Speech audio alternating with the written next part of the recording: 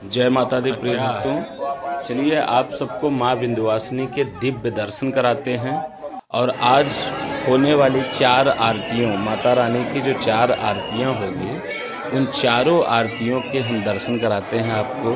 तो आप जहाँ से भी ये वीडियो देख रहे हैं, जिस जगह से भी देख रहे हैं, आपको माता रानी के दर्शन करके वही सुख प्राप्त होगा जो आप मंदिर में आके करते हैं।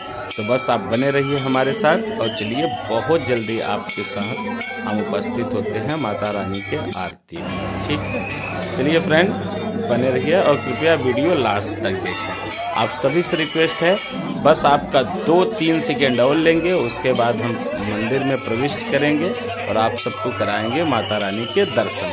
देख रहे हैं लंबी लंबी कतार लगी है, क्या भीड़ लगा हुआ है। और माता रानी